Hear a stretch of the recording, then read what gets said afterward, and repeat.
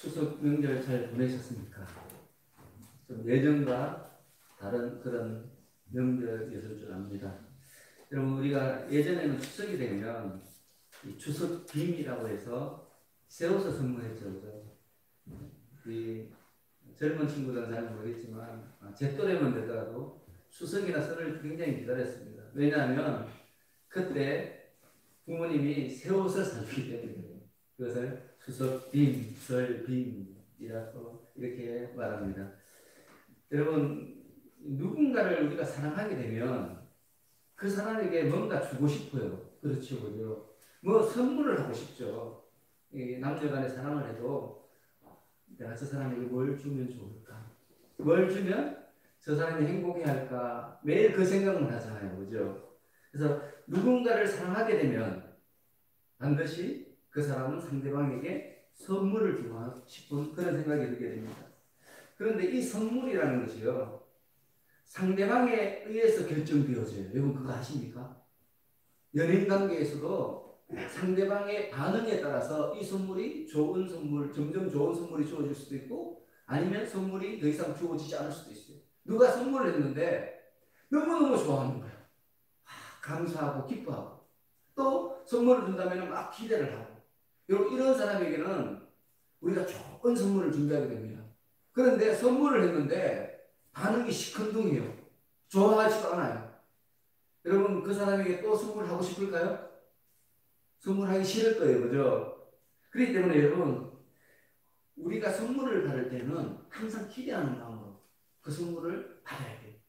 그리고 이 선물을 주시는 분이 아주 큰 위대하신 분이라면, 아주 큰 부자라면, 그런 사람이라면 우리가 선물을 더 많이 기대하게 될 것입니다. 그렇죠, 그죠?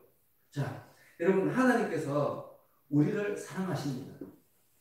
아멘? 아멘. 여러분 하나님이 우리를 사랑하시는데, 여러분들을 사랑하시는데, 여러분들을 얼마만큼 사랑하십니까? 많이. 한번 표현해 보시기 바랍니다. 하나님이 여러분들을 사랑하시잖아요.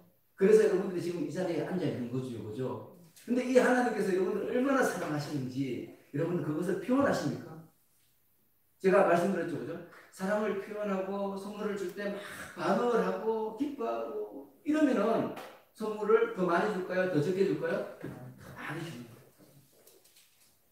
그래서 우리가 찬양할 때 그러잖아요. 하늘을 두루마리 삼고 바다를 먹물 삼아도 그 크신 하나님의 사랑 다 기록할 수 없겠네.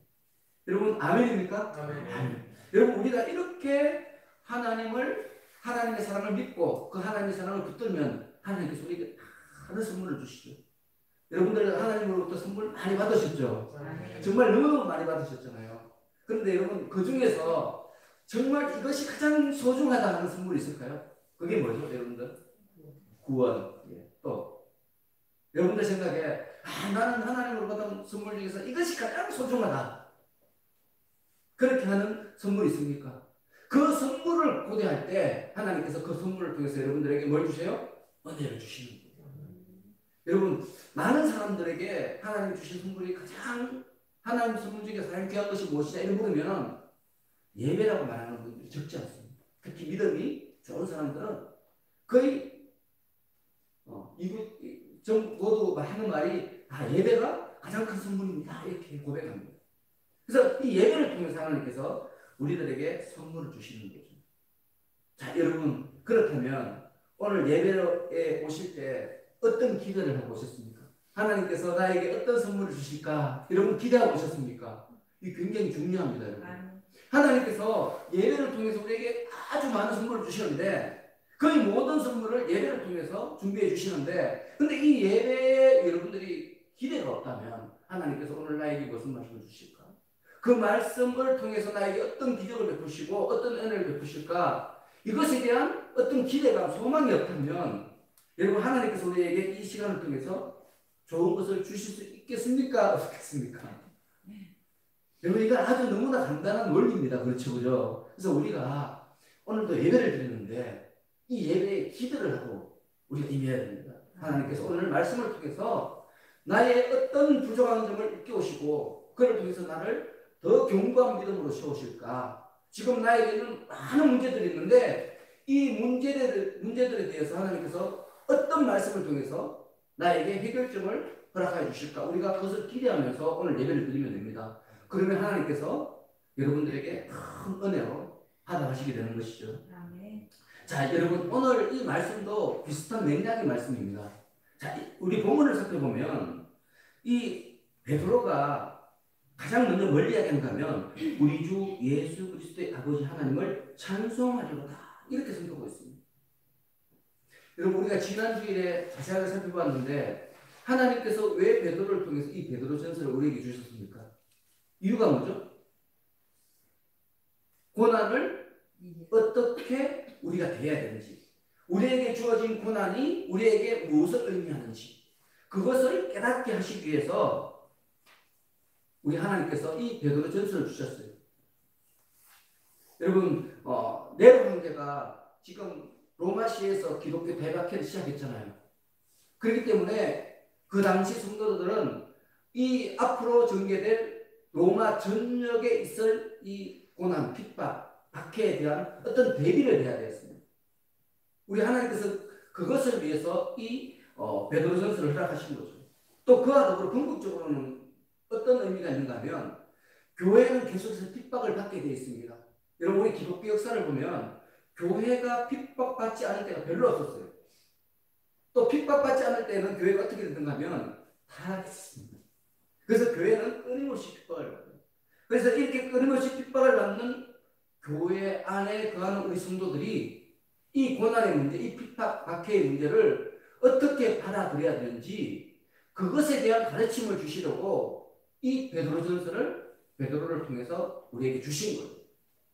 여러분 그런데 이러한 고난에 대한 우리의 자세에 대한 가르침을 주시는 이 말씀에서 인사말을 제하고 첫 번째 하는 말씀이 뭡니까? 찬송하려고 해요. 찬송. 여러분 우리가 고난 중에 있을 때 탄식하면서 부르짖으면서 하나님 너무 힘듭니다. 너무 억울합니다.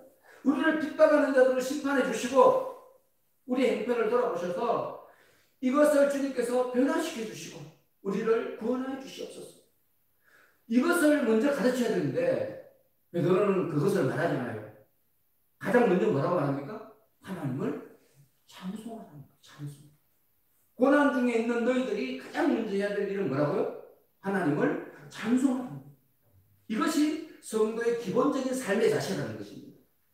여러분 이 가르침 이해가 가십니까? 마음에 드십니까? 그게 중요한 거예요. 이 가르침이 내 마음에 들어야 돼요. 그래야지 이 가르침을 내가 받아들일 거 아닙니까? 이 가르침이 이해가 되지 않고 마음에 들잖아요. 그러면 여러분들 한 귀로 듣고 한 귀로 흘릴 거예요. 근데 이 가르침이 내 마음에 울림이 있다면 여러분들은 이 베드로 전서를 읽을 만한 자격이 생겨요. 이 베드로 전서에 나타난 하나님의 모든 은혜가 가르침이 바로 여러분들의 소유가 되는 것이죠. 여러분 우리가요 고난이 없고 모든 것이 형통할 때는 아멘이 잘 돼요. 아멘이 잘 돼요. 그런데 막상 고난이 닥치면 어려움이 닥치면 아멘이 잘 안 됩니다. 그렇지 않습니까? 솔직히 여러분 한번 생각해 보세요. 조금만 어려우면 아멘이 안 나와요. 그리고 다른 사람들이 고난에 처하면요 충고는 잘해요. 기도하겠습니다. 기도하십시오. 집사님, 권사님. 기도하시면 하나님께서 은혜를 주실 것입니다. 이렇게 신령한 말을 막 이렇게 운면을 합니다. 그런데 그 사람이 막상 자기가 고난을 받으면요 기도 안 합니다. 제가 별로 못 봤습니다. 별로 못 봤습니다. 여러분 그만큼 고난이 우리에게 정면으로 다가오면 그때 하나님을 찬양하고 하나님께 기도하고 하나님께 감사하는 것이 힘듭니다. 너무나 힘들어요. 역경이 딱 우리에게 닥쳐오면요 그때 우리 입술에 어떤 열매가 맺히는지 불평, 불만, 또 한탄하고 우울증이 빠지고 괴로워하고 절망하고 또 교회를 떠나고 여러분 그런 분들이 너무 많지 않습니까? 왜 그런가 하면 고난을 대하는 우리의 기본적인 자세가 무엇인지 그분이 알지 못하게 됩니다. 그렇죠, 그죠? 근데 오늘 여러분들은 고난을 대할 때 우리가 기본적으로 취할 자세가 무엇인지 분명히 배운 거예요.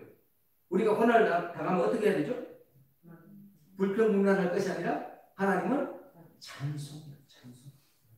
여러분 근데 이게 쉽습니까? 그런데 그럼에도 불구하고 불가능하지 않습니다. 왜냐하면 우리 믿음의 선배들이 이것을 전국에게 보였기 때문에 그래요.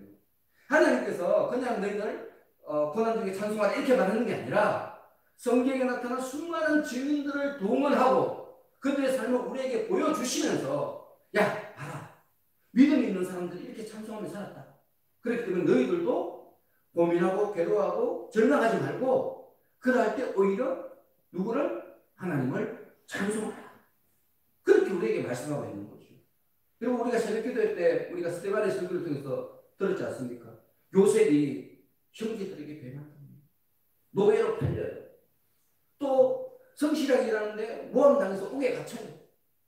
그런데 여러분 창세기 38장부터 읽어보면 요셉이 원망하고 불평합니까? 그런 장면이 나옵니까? 요셉이 복수합니까? 안 하지 않습니까? 다 뭐로 받아들여요? 하나님의 성, 하나님의 권위를 자신을 연단시키는 많은 생명을 살리기 위해서 자신을 사용하시는 그 하나님을 찬양하는 거죠. 여러분 우리가 성경을 읽어보면 우리 믿음의 선배들은요 사자굴에 빠졌을 때도 찬양했어요. 불문불 앞에서 화영장 앞에서 그들은 기꺼이 하나님을 찬양했습니다. 두려움에 빠지지 않고 하나님을 찬송했습니다.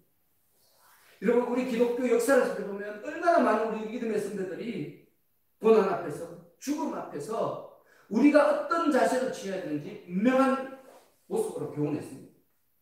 그분들은 그런 죽음 앞에서 고난 앞에서 좌절하고 절망하지 않았습니다. 원망하고 한탄하지 않았습니다. 오히려 하나님을 찬양하고 이 희생을 통해서 그 영혼들을 구원하실 하나님의 영광을 바라보며 기꺼이 희생했습니다.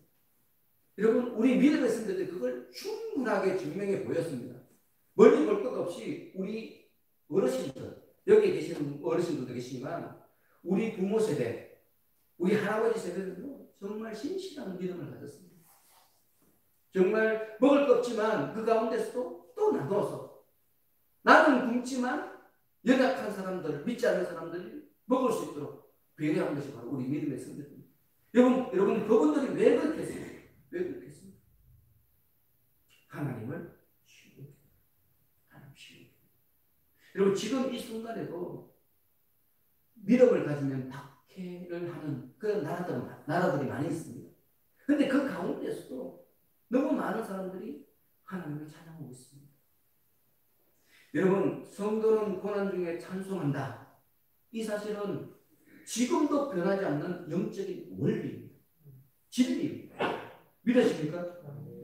그래서 여러분 오늘 말씀을 통해서 고난 중에 우리가 어떻게 찬송할 수 있는지 그것을 명확하게 여러분 마음속에 정리가 되었으면 좋겠습니다. 여러분 우리가 고난 중에 찬송한다는 것은 우리 속 사람이 성숙하다는 증거예요. 속 사람이 성숙하지 못한 사람은 고난 중에 찬송할 수가 없어요. 아무리 노력해도 안 돼요. 그렇기 때문에 여러분 고난 중에 찬송하는 것을 여러분의 마음의 소원으로 삼고 날마다 하나님의 허락하신 은혜, 사랑, 섭리 그것을 가슴에 새기는 여러분들이 되시기를 예수 이름으로 축원합니다. 여러분 이 베드로가요 그냥 찬양하라 이렇게 하는 것이 아니라 무조건 찬송하라. 야 어렵더라도 그냥 찬송하면 하나님께서 은혜 주요 이렇게 말씀하시지 않아요.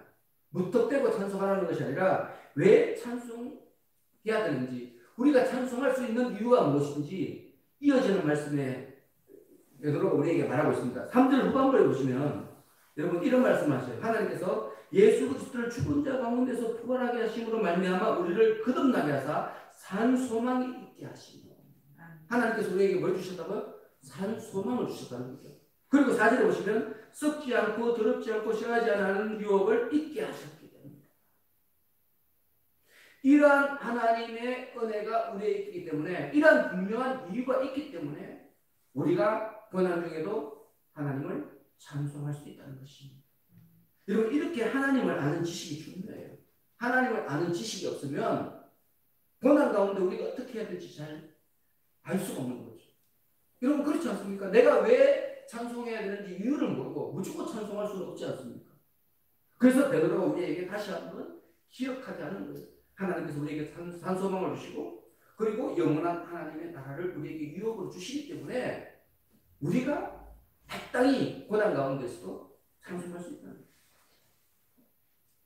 여러분, 하나님께서 우리는 불순종의 자녀인데 우리를 긍휼히 여기시고 우리를 순종의 자녀로 삼아주셨어요. 우리는 원래 어둠의 자식이었어요. 근데 하나님께서 우리를 빛의 자녀로 삼아주셨어요.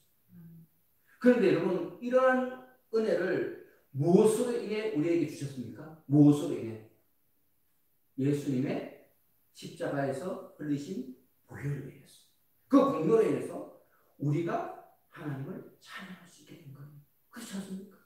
그렇기 때문에 여러분, 우리가 하나님을 찬양하는, 고난 중에 하나님을 찬양하는 것은 우리가 신앙의 능력이 커져가지고, 우리가 선한 일을 많이 해가지고, 우리가 교회에 봉사를 많이 해가지고, 그를 통해서 우리가 하나님을 찬양할 수 있게 되는 것이 아니라, 예수님께서 우리를 위해서 피 흘려 돌아가셨음을 믿는 이 믿음이 강건해지면, 그때 비로소 우리가 고난 중에서도 하나님을 찬송할 수 있게 되는 거죠. 이거 굉장히 중요한 원리입니다. 근데 우리는 자꾸 내가 뭔가를 해서 하나님으로부터 은혜를 받아서 어떤 하나님의 영광된 일을 하려고 하고 노력을 해요. 근데 그게 아니라는 거예요. 성경은. 그게 아니라는 거예요. 너희가 예수 그리스도의 십자가 보혈로 말미암아 구원을 받았다는 사실을 진정으로 가슴 깊이 새기라는 거예요. 그러면 너희 심령 가운데 뭐가 생겨요? 산소망이 생겨요. 산소망. 왜요? 예수님은 영원한 생명의 근원이시거든요.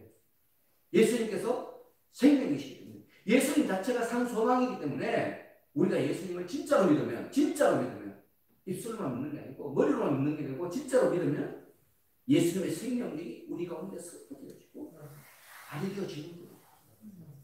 지금 사도 베드로가 이 말을 하는 이유는 뭔가 하면, 이 세상 사람들은 이런 산소망을 가지고 있는 것이 아니라 멸망하는 소망을 갖고 있기 때문에 멸망하는. 지금 이스라엘 백성들, 이 예수님을 믿는 사람들, 우리 성도들을 기뻐하고 저주하는 사람들은 이런 산소망이 있는 사람이 아니에요. 영원히 썩어질 것을 붙들은 멸망할 소망을 갖고 있는 사람들이에요. 그렇기 때문에 너희들은 산소망이 있기 때문에 오히려 그 고난 가운데서 기뻐할 수 있다는 것입니다. 여러분, 세상의 소망은 뭡니까? 여러분, 세상적으로 어떤 소망을 갖고 있습니까? 돈 많이 벌고 싶죠, 그죠? 당연하죠. 좋은 집에 살고 싶죠. 당연하죠, 그죠? 여러분, 그렇지 않습니까? 우리 세상적인 소망 있잖아요. 유명해지고 싶죠. 능력 있는 하나님의 종이 되고 싶죠, 그죠? 이게 다 세상적인 소망이에요. 아니, 사람들에게 인정받고 싶잖아요. 그렇죠, 그죠? 부자가 되고 싶고, 남들보다 조금 더 많이 갖고 싶고. 그런데 여러분, 이런 소망은요, 산소망이 아니에요. 이것은 썩어질 세상의 소망이에요. 썩어질 세상의 소망을 붙드는 사람은 산소망에 관심을 둘 수가 없어요. 우리가 산소망을 가지려면 썩어질 세상의 소망을 버려야 돼요, 여러분. 이걸 못 버리면 우리 마음속에 절대로 산소망을 가질 수 있습니다. 여러분, 아무리 우리가 명예가 있고 돈이 많아도요, 죽으면 끝이지 않습니까? 죽을 때 가지고 갈 수 있으면 얼마나 좋을까요? 내가 막 노력했어요. 그래서 내가 아주 훌륭한 사람, 유명한 사람이 되었어요. 부자가 되었어요. 죽을 때 이걸 다 갖고 가서 죽은 후에도 이걸 사용할 수 있다면 얼마나 좋을까요? 근데 안 돼요, 여러분. 안 돼요, 여러분. 여러분들이 아무리 돈을 많이 모았어도 자식들이 부모를 버리면 끝나는 거예요, 여러분. 그걸 아셔야 돼요. 내가 친금을 모아놨어요. 아, 나는 이제 죽어서 황금 무덤에 들어갈 거야. 여러분, 아무리 계획해도 소용없어요. 죽고 난 뒤에 자식들이 그냥 버리면 끝나는 거예요. 그렇지 않습니까? 내가 가지고 있는 거 죽으면 아무 소용이 없어요. 여러분들에게 아무런 영향력을 미칠 수 없어요. 여러분, 그걸 아셔야 됩니다. 단지 이 세상에 살 동안 필요한 거, 잠시 필요한 거죠. 하지만 우리에게 있는 우리 주님이 주신 산소망은 어떤 소망입니까? 영원한 거예요. 죽음을 넘어선 소망이에요. 이 땅에 속한 것이 아니라 어디에 속했어요? 하늘에 속한 거예요. 잠시가 아니에요. 우리는 잠시 고난당하지만 하나님이 주시는 영광은 어떤 거예요? 영원한 거예요. 영원한 거. 그렇기 때문에 여러분, 우리가 산소망을 가지면 이 세상에 잠깐 동안의 고난을 이길 수 있는 거죠. 이길 수 있는 거죠. 그래서 고난 중에서도 기쁨으로 찬송할 수 있는 것입니다. 여러분, 그렇기 때문에 우리 오늘 베드로가 우리에게 말하는 고난 중에 하나님을 찬송하라는 이 영적인 원리는 우리에게 짐이 아닙니다. 그걸 아셔야 돼요. 많은 사람들이 이걸 짐으로 해요. 내가 훈련해서, 내가 노력해서, 내가 신앙이 좋아지면 하나님을 찬송할 수 있어. 지금은 못하지만 나중에는 할 수 있어. 우리가 그렇게 생각해요. 많은 사람들이 그렇게 생각해요. 지금은 내가 믿음이 없어서 하나님께 헌신하지 못하지만 하나님께서 나에게 은혜를 주시면 나는 찬송하고 하나님께 영광 올려드릴 수 있어. 나의 모든 것을 하나님께 드릴 수 있어. 너무 많은 사람들이 그렇게 생각해요. 그런데 성경에 가르치면 그게 아니에요. 지금 하나님을 찬송하라. 지금 하나님을 찬송하라. 고난 중에 너희가 할 수 있는 것은 찬송하라. 그렇기 때문에 지금 베드로가 우리에게 주는 이 하나님을 찬송하라. 이 말은요, 사랑의 권면입니다. 우리가 그렇게 받아들여야 돼요. 여러분, 고난이 닥칠 때 지금 고난 중에 있지 않습니까? 또 여러분 개인적인 고난이 있을 거예요. 고민이 있을 거예요. 이때 여러분들이 무엇을 바라봐야 되느냐, 이것을 명확하게 알아야 돼요. 명확하게. 그렇게 되면 하나님의 평강과 이루어가는 거예요. 이것을 명확하게 모르면요, 불안한 거죠. 답답한 거예요. 괴로운 거예요. 그래서 여러분, 어려움이 닥치면 닥칠수록 하나님께서 장차 나에게 주시고자 하는 것이 무엇인지 명확하게 구별하셔서 그걸 붙드시기 바랍니다. 그렇게 하시면 제가 장난하는데 어떤 경우에도 심지어는 죽음 앞에서 여러분 기뻐할 수 있습니다. 그런데 우리가 이렇게 죽음 앞에서조차 하나님을 기뻐할 수 있는 가장 근본적인 이유는 뭔가 하면 뭐 우리에게 산소방을 주시고 유혹을 잊게 하시고 뭐 이런 것도 있지만 그보다 더 직접적인 이유가 있어요. 그것이 뭔가 우리 베드로가 5절에서 말하고 있습니다. 5절 읽겠습니다. 시작.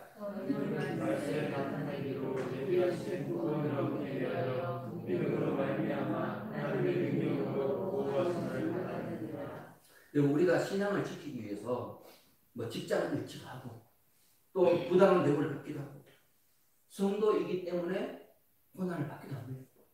그런데 이러할 때 염려하지 않아도 되는 이유가 있다는 거예요. 그 이유가 뭐죠? 하나님께서 우리를 보호하신다는 거예요. 여러분, 여기서 보호한다는 말은 군사 용어예요. 어떤 뜻인가 하면 적의 공격으로부터 시민을 안전하게 보호하기 위해서 만든 요새라는 것이죠. 요새. 하나님께서 우리를 지키시는데 어떻게 지킨다고요? 요새처럼 지킨다는 거예요. 어떤 적이 치더라도 보호할 수 있는 강력한 요새처럼 우리를 지켜 보호하신다는 거예요. 우리 하나님은요, 어떤 순간에도 한순간에도 눈을 떼지 않습니다. 누구로부터? 우리로부터. 불철주야라고 하죠. 불철주야. 졸지도 않고 주무시지도 않고 사탄으로부터 우리를 보호하십니다. 믿으십니까, 여러분? 그렇기 때문에 여러분, 우리에게 주어진 모든 어려움은 뭐예요? 어려움은 뭐예요? 우리를 강하게 연단시키는 도구일 뿐이지 그 이상 그 이하가 아닙니다. 지금은 우리에게 힘들지만 그러나 그것은 우리에게 가장 유익한 거라는 거예요. 이 확신이 우리에게 있어야 되는 거죠. 그렇기 때문에 우리 믿음의 선배들이 고난 가운데 찬송했던 거예요. 하나님을 신뢰하는 거예요.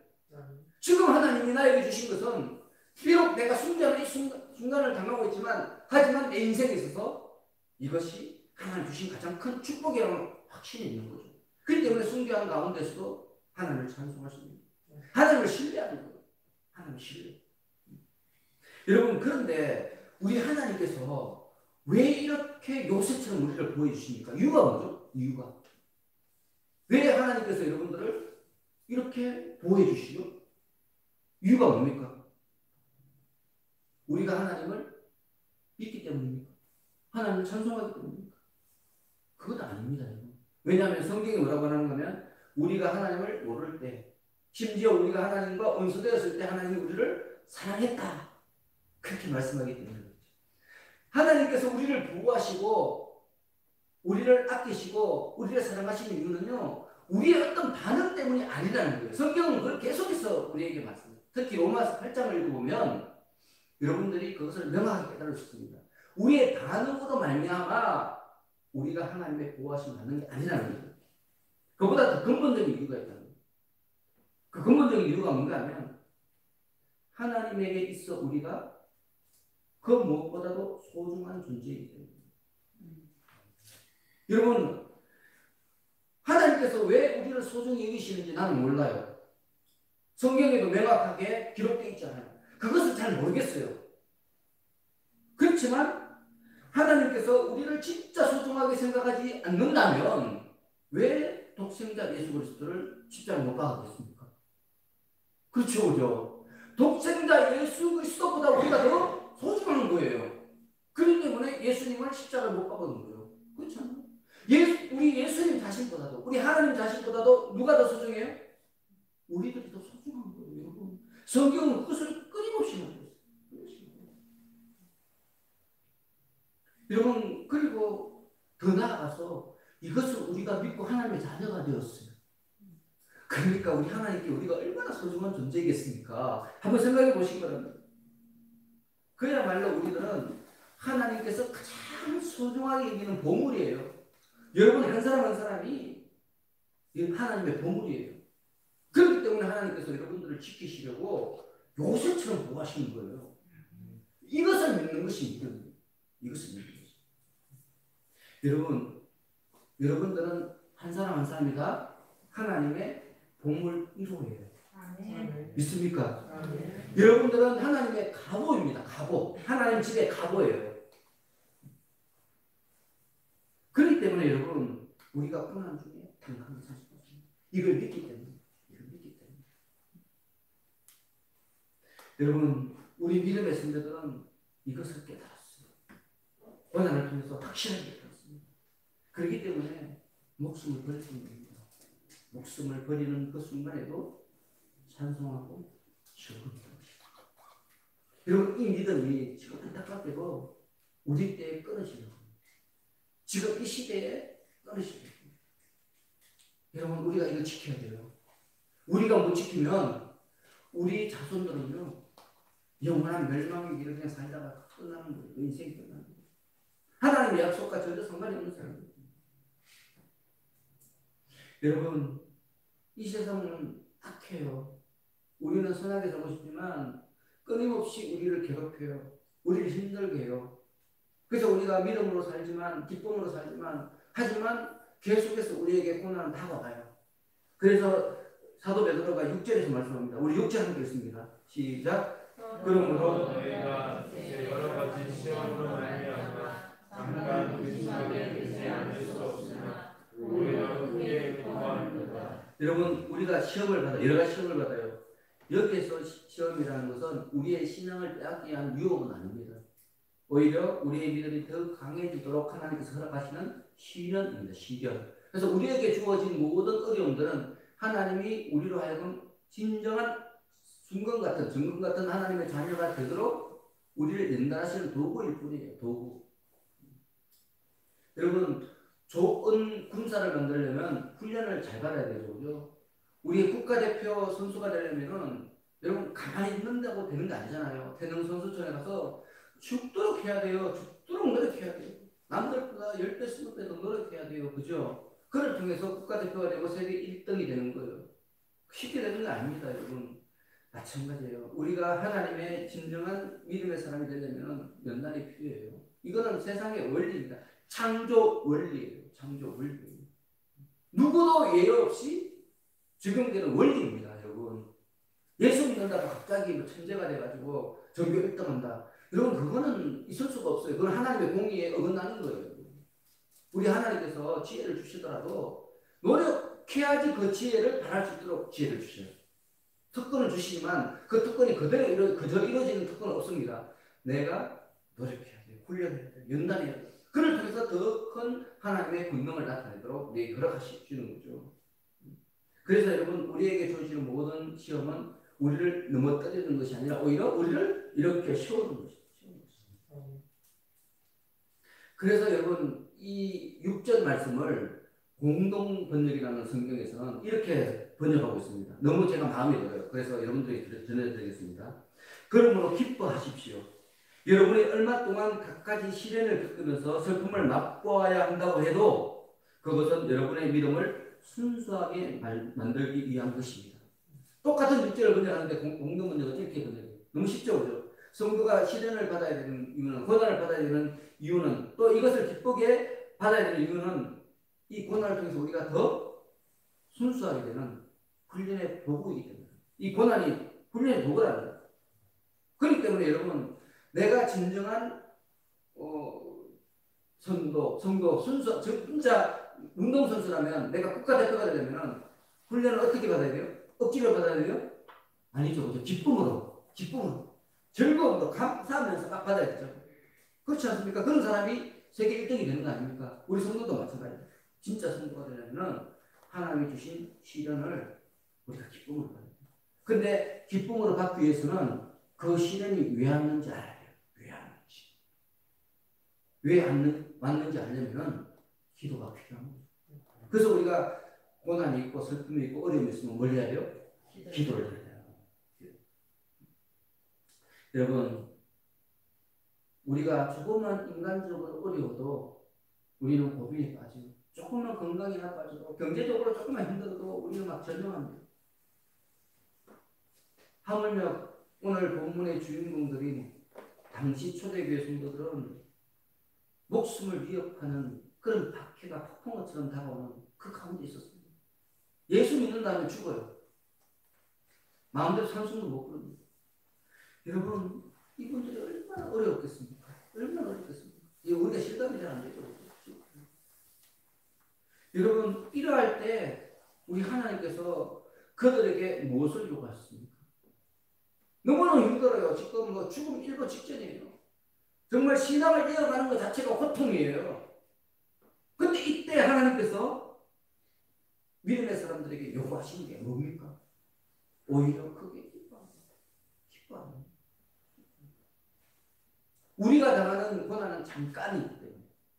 그러나 하나님께서 우리에게 주시는 선물은, 은혜는 영원하기 때문에.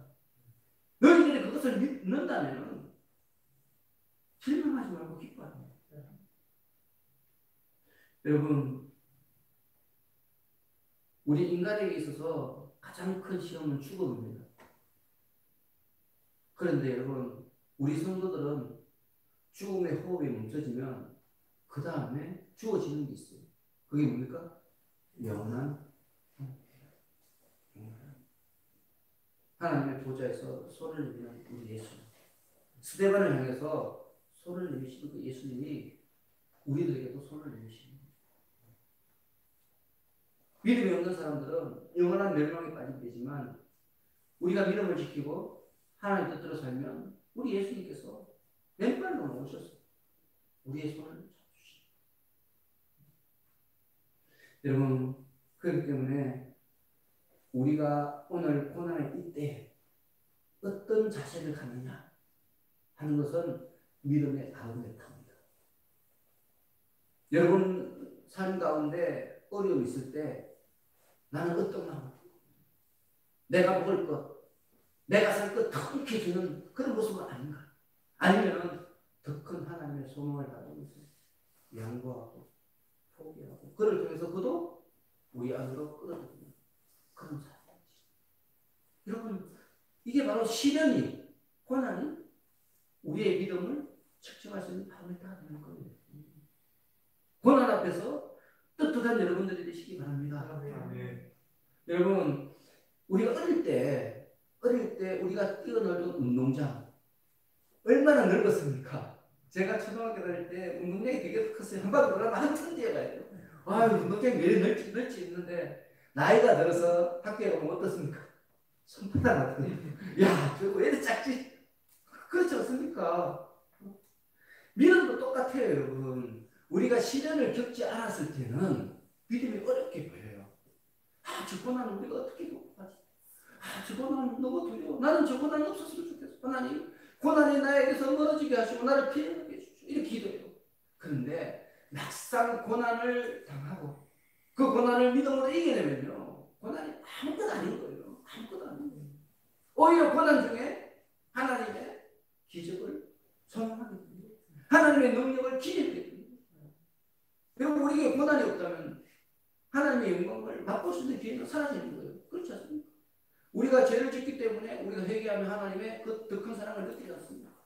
그렇지 않습니까? 우리가 병이 들었기 때문에 막 기도하니까 하나님이 기적을 이렇게 해서 우리 병을 낫게 해주시지 않습니까?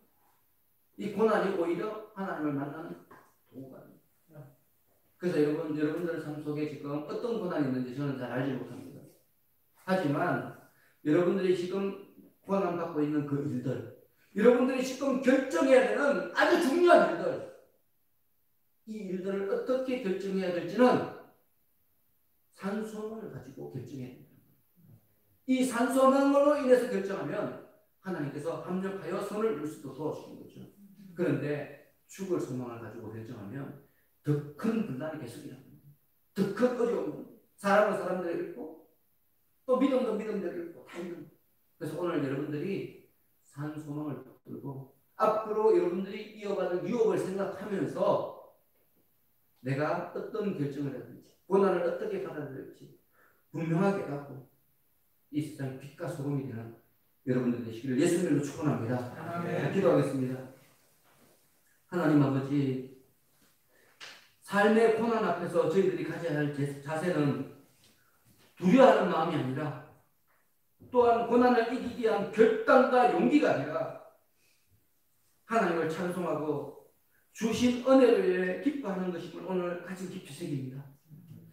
우리의 힘과 능력은 우리의 것이 아니라 하나님께서 주시는 선물임을 고백하오니 내 힘으로 이기려다 넘어지는 어리석은 자가 아니라 하나님을 더욱 의지함으로 날마다 구원을 가하는 저희가 되도록 인도하여 주옵소서. 예수님 이름으로 기도합니다.